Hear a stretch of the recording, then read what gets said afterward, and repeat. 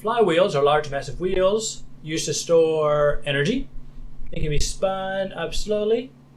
Then the wheel's energy can be quickly released to accomplish a task that demands high power. An industrial flywheel has a 1.5 meter diameter and a mass of 250 kilograms. Its maximum angular velocity is 1,200 rotations per minute. A motor spins up the flywheel at constant torque of 50 newtons. How long does it take the flywheel to reach its top speed? Okay, so I'm going to assume that this flywheel is literally like a disc. And the moment of inertia of a disc is 1/2 mr squared, where r is the radius of disc. And that's just something that's known. It's a given. And we can look at Wikipedia and find right here a solid disc. It doesn't have to be thin. It can be a cylinder. Do they have a cylinder? They probably have a cylinder somewhere. Solid cylinder. 1/2 mr squared.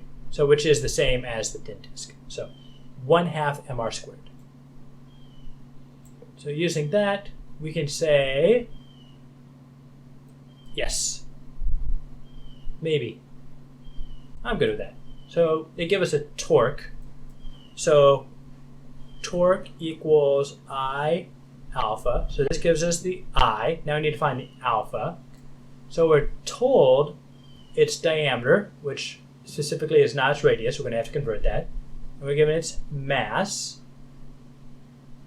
And its maximum angular velocity is that.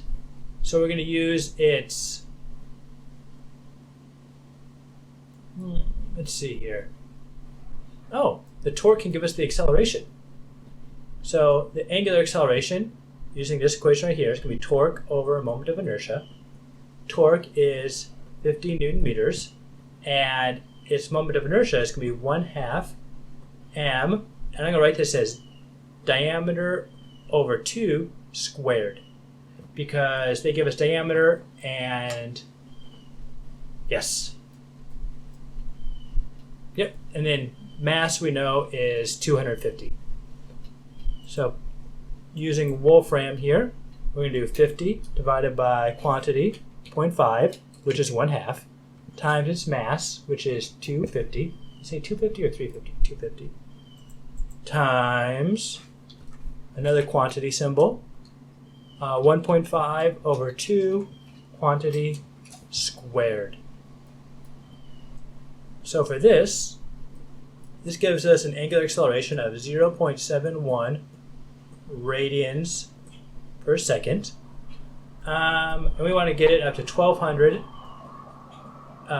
omega final, which is its final angular speed, is going to be 1,200 rotations per minute. Now I can convert things to, I can either do this using rotations per minute, or I can use this in radians per second squared, or radians per second squared. I'm going to convert the final speed of 1,200 rotations per minute, or revolutions per minute, to SI units, radians and seconds. So either way is fine. I just prefer this way. So 1 minute per 60 seconds, 1 rotation for 2 pi rotation. It'd be easier if I just said pi was 3, because then I could just do it all in my head. But I won't. I should be more careful with my calculations. 1,200 times 2 times 3.1415 divided by 60. 125.7. 125.7. And that's going to be radians per second. All right, so now we have an acceleration. We have a final speed.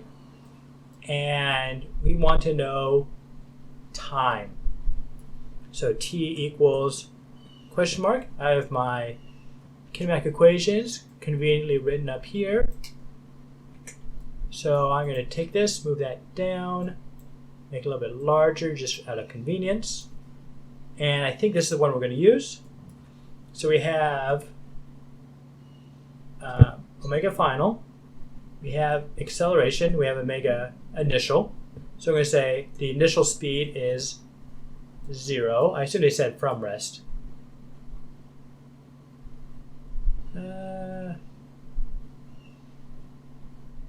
Yeah, I'm going to assume it starts from rest. Big assumption, might be wrong. We're going to go for it.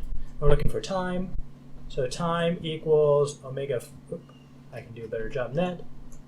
Omega final. I could probably do a better job than that too, but I'm going to go with it. Over alpha, which becomes 125.7 over 0.71, which will probably be about 200 or so. Divided by 0.71, and that gives us 177. 177 seconds. That's not too bad. So, delta T, 177 seconds. Yep. They don't actually tell us the initial time, so we're going to have to just kind of go with that assumption. So, long story short, backtracking, summarizing. So, we're given a torque and a moment of inertia. From that, we found angular acceleration.